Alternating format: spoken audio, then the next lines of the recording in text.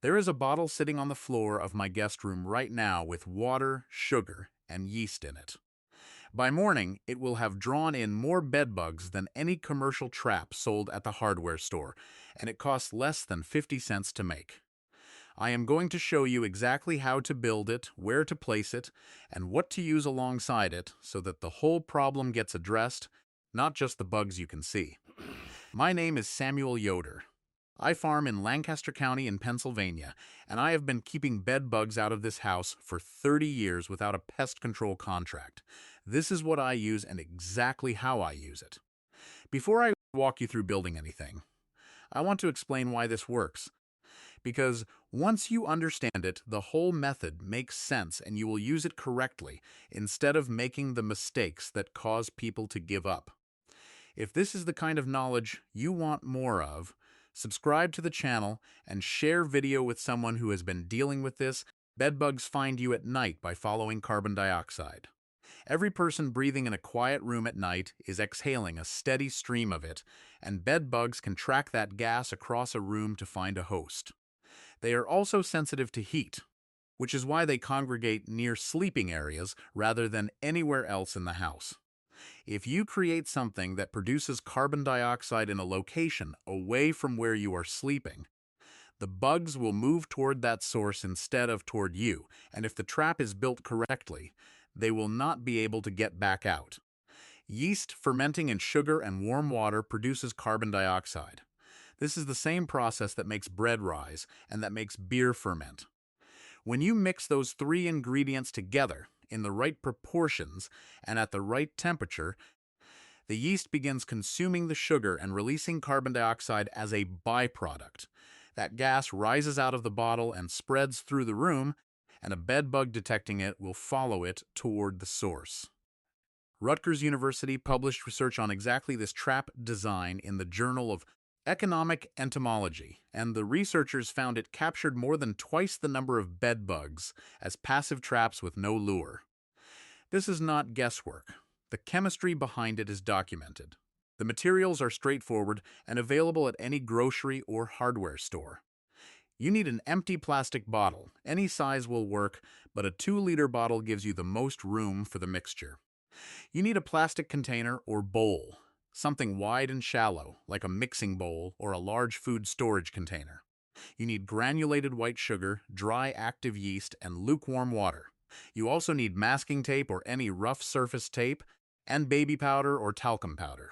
One important note on the yeast: it must be active dry yeast, not instant yeast, and not yeast that has been sitting open in a drawer for years.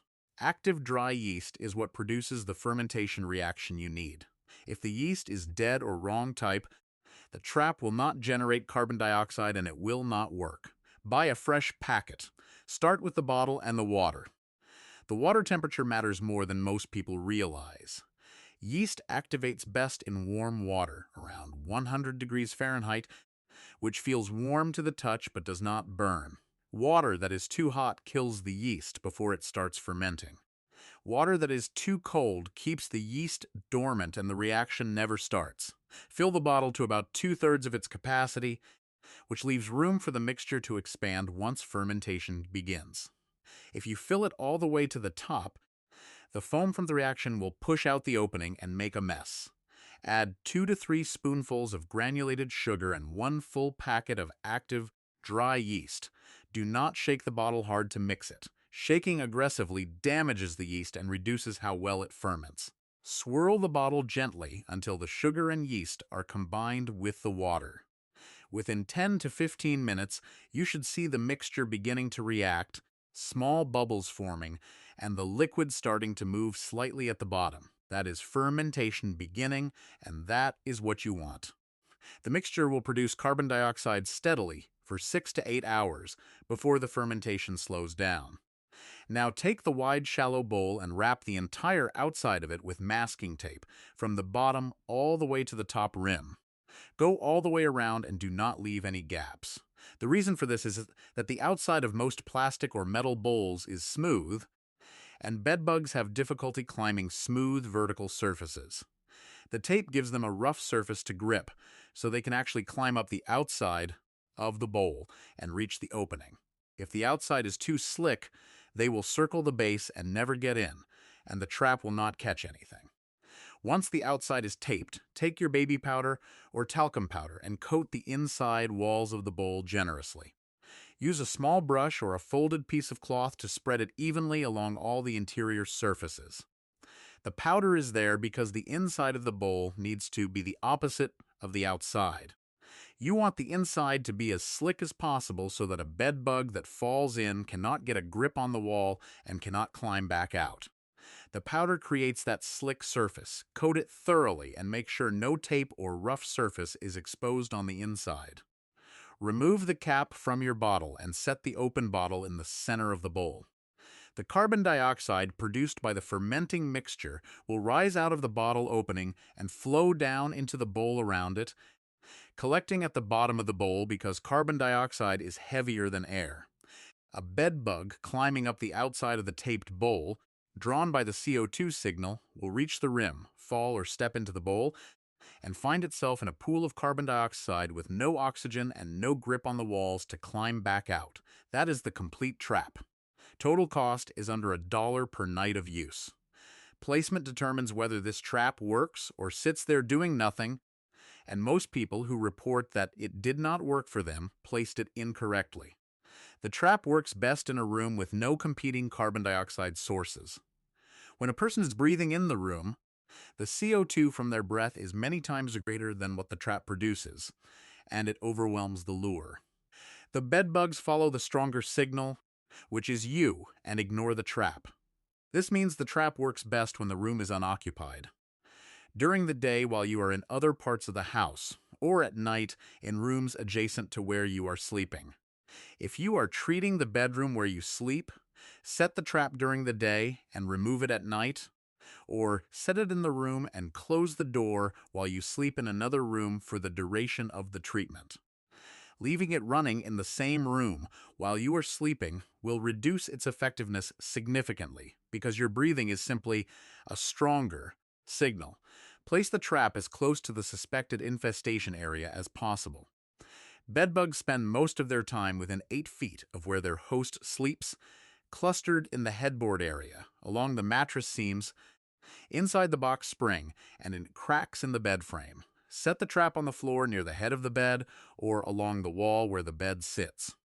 You can run multiple traps at once in different locations around the bed. More traps mean more surface area, drawing bugs in. Keep pets and children out of the room while the trap is running.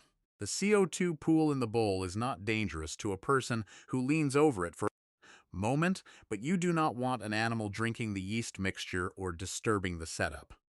Replace the mixture every morning because fermentation slows significantly after 8 hours, and a trap with spent lure is not producing enough CO2 to be effective. Chapter 5. What to use alongside the trap. The trap catches bed bugs, but it does not eliminate an infestation on its own. Bed bugs that are hiding inside the mattress, inside the box spring, or in wall crevices will never contact the trap if they have a route to food that does not require crossing it. You need to address those harborage points directly at the same time.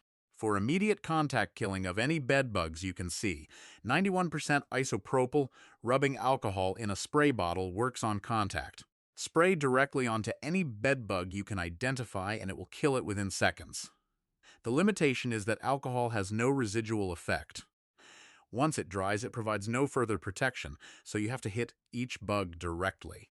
It is useful for what you can see, but it does not protect against bugs you cannot find.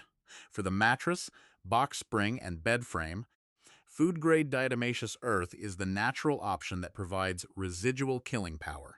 Apply a thin, even layer along the mattress seams, around the frame joints, along the baseboards, and in any crack or gap in the bed frame or headboard. Bed bugs walking through it will have the waxy coating on their exoskeleton damaged by the fine particles, and they will dehydrate and die within 7 to 17 days of contact. Apply it thin because a thick pile actually causes bed bugs to walk around it rather than through it. A fine dusting is more effective than a heavy application. Do not forget to wash all bedding and dry it on the highest heat setting your dryer has for at least 30 minutes. You do not need to wash first if water access is limited. The drier heat is what kills the bugs. Washing with cold water does nothing to a bed bug. Heat above 120 degrees Fahrenheit, sustained for 20 minutes or more, kills both live bugs and eggs, and a dryer on high reaches 125 to 135 degrees. Treat the box spring carefully because this is where most people miss bugs and where most treatments fail. The fabric covering on the bottom of a box spring can be pulled back to expose the interior. Bedbugs accumulate inside along the wooden framing and in the corners and joints. Apply diatomaceous earth inside those areas and along all the wooden joints before replacing the fabric cover. If the fabric cover is torn or damaged, consider removing it entirely so you can monitor and treat the interior directly. Most bedbug treatments that do not work fail for the same handful of reasons, and knowing them before you start saves a great deal of wasted effort. The most common failure is incomplete treatment of the hiding areas. Bedbugs do not sit in the open. They are in the seams, the folds, the cracks, the joints, and the gaps. A person who sprays the surface of a mattress and calls it done has missed the majority of the population. Pull back every seam, treat every crease, reach inside every gap in the frame, and get behind the headboard. Anywhere two surfaces meet, a bedbug can be hiding in that junction. The second common failure is giving up too early. Diatomaceous earth takes 7 to 17 days to kill a bedbug after contact.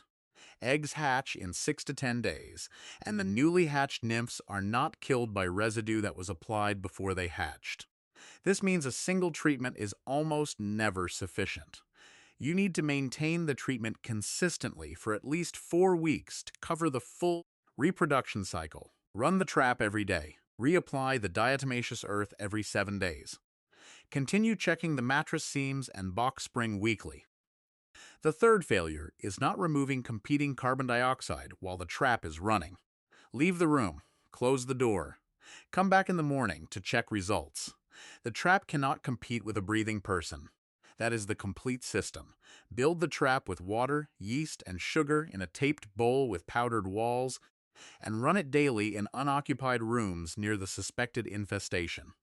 Kill what you can see with rubbing alcohol on contact. Apply diatomaceous earth along all seams, joints, and baseboards for residual killing power over 2 to 4 weeks. Run everything fabric through the dryer on high heat. Treat the inside of the box spring, not just the surface.